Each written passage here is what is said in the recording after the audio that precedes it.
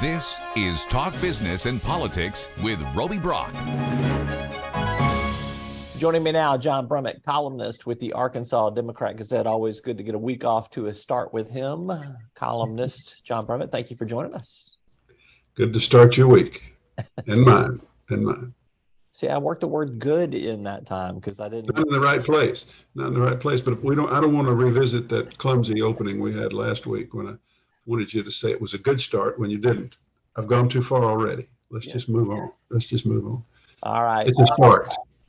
Top news of the weekend, former Congressman Marion Berry passes away at the age of 80. He represented the 1st District for well over a decade and was, quite frankly, just one of the funniest politicians. I mean, everybody's going to have a Marion Berry story to share. I want you to put his life of service into context and maybe share a little bit of what you thought of Congressman Berry. I thought he was the most authentic person, one of the most authentic persons I knew, period. I started to say in politics, but that would be faint praise. One of the most authentic persons. And he was what he was.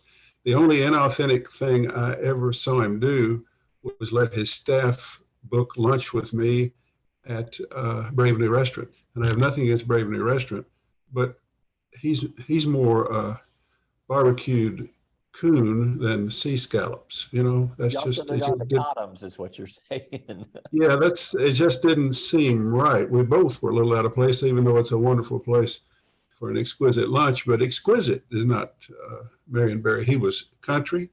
He talked country. He was a farmer, but he was more than that, also a licensed pharmacist. He was one of these sneaky, smart people. And I'll say this in a column tomorrow. Republicans came as they took over Arkansas politics to disparage the concept of a blue dog Democrat. They said that's just utter fraud. If you're a Democrat, you're an agent of Nancy Pelosi and an agent of the National Democratic Party, and you're just pulling the wool over the people's eyes back home by being conservative. When it comes right down to it, you're an agent of the National Liberals. Blue dog is a fraud. I think they're right in some respects, but not in Marion Berry. Marion Berry was a legitimate cultural conservative, activist about government programs to help his district, and a man who was both culturally conservative and politically progressive in certain areas. He was a man of conservative values and government initiative, and that's the way he practiced it. And he was what he was, and he may be the last of it. The last genuine blue dog Democrat may have died Friday. He also was, and he was at once able on policy to be anti-abortion and to resist the Affordable Care Act on that basis that it didn't adequately preclude funding of abortion, while at the same time being a hyper-partisan guy who could regale Democratic Party audiences and take the hide off a phony Republican like nobody else. Thus his famous phrase that a certain Republican colleague was a, quote, howdy-doody looking Nimrod. Shouldn't have said that on the House floor, but can you think of anything more descriptive and disparaging? When I heard he said it, I was sure he was talking about Lindsey Graham, but he wasn't. He was talking about somebody else. But just a good guy, and he was the king of the coon supper and an institution in politics, because even now at his barn in Gillett, his pre-party for political insiders to raise money for Arkansas State is as big a deal as big a command appearance as the coon supper itself for politicos. So we lost an original. We lost a guy you could respect for his authenticity and enjoy for his storytelling and his humor. Yeah, one of my favorite stories, I shared it on Twitter, was when Congressman Berry and I were doing an interview somewhere in the mid-2000s. He was railing against deficit spending and, because in the Clinton years, they were actually not deficit spending and had started attacking some of the national debt in that respect. And I can't remember how I phrased the question, but his comeback was, Roby, we're just using our visa Roby, we're just using our American Express to pay off our visa is what we're doing, you know? So, I mean, there wasn't any, I think I lost command of the interview at that point because I was laughing so hard because Well, it's kind of a funny way to put it, but you know what it is? It's an absolutely truthful way to put it. Borrow to pay on debt. I mean, of course, when I was very young and not as fiscally responsible as I would become, I call that consolidating debt. You know, I might have gotten one credit card out of in a little trouble, so you open another one, and just once as a very young adult. But yeah, I mean, he called it, and he had a tendency to do that. And it was more than anything else, he didn't come up with that to fashion an image. He was what he was, and he was a guy who saw that issue in that very practical, well-described way. So we lost a good guy. An Arkansas original. All right, let's turn our attention to the debt ceiling debate taking place in the nation's capital. We seem to be headed for possibly a June 1st impasse here. There are some negotiations going on, but if you read tea leaves and try to figure out where this thing eventually lands, there's a couple of runways they might land this thing on, but it does not feel very promising at this point. What's your take on where we are in this great national debate? My take is that we were here nearly in 2011, but our politics is more diseased now than it was in 2011. My take is that surely, famous last word, surely we will work something out at the last, because while both sides think they got the advantage, they can't be sure enough to invite global economic calamity.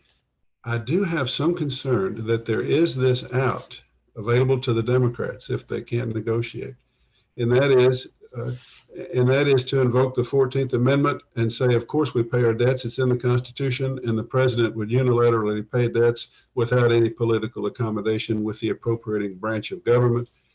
If they go that desperate route, then while we're paying our bills, we will be doing so in a way that is legally at issue, and I think that will harm the stability of the markets as much as not paying them. I think the uncertainty of it could lower the national credit rating. They need to settle it. It's got to be settled by capable, not settled. It's got to be. What the question now is, can we kick the can?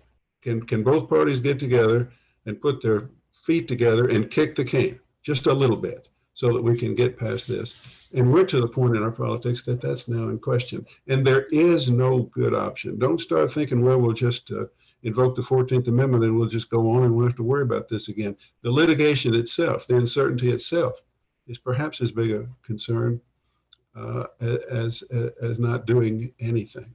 So I'm worried, and we all should be worried. And there is no question but that we must pay our bills.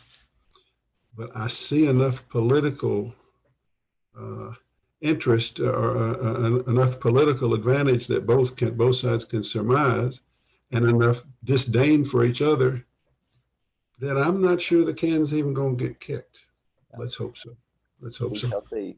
All right. Lastly, the Durham report comes out in the last week or so. You've written a column about it on Sunday. Is it a political can of dynamite, or was it just a political dud? You know, I don't feel it necessary to characterize it. I think what I feel necessary to do is read it and say what it says, which is no one is indicted. There was no political bias. There was confirmation bias. The FBI made a lot of mistakes. It rushed too quickly because people in the FBI had a preconceived notion that this might be true of Trump and the way Trump behaved. Therefore, they shouldn't have done it. And as Durham says, we may need an ongoing monitoring agency to, in real time, oversee these kinds of incidents when there is an investigation by an incumbent branch of government into a presidential race of the opposing party, which I think would be a good thing. The other thing is, this is just true of our politics. If you wanna extrapolate from it and spin it either partisan way, that the deep state is corrupt, or that this was nothing, and the FBI has been exonerated, neither of which is true or said in the report, you can do so.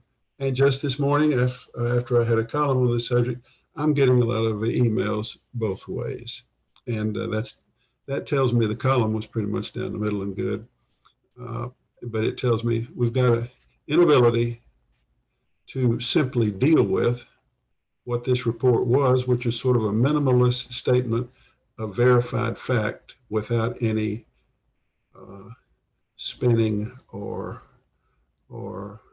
wild or irresponsible interpretation. So, but we've got a government that may not be able to pay our debts, and we've got a citizenry, a political situation in which we can't read reports and accept them for the down the middle approach that they take. That's our condition today, as I speak. It is what it is. How about that? Yeah. Thank you so much. That's what I was trying to say. It is what it is, and thank you for that. Columnist John Brummett, always good to get to visit with you. Thank you for your time.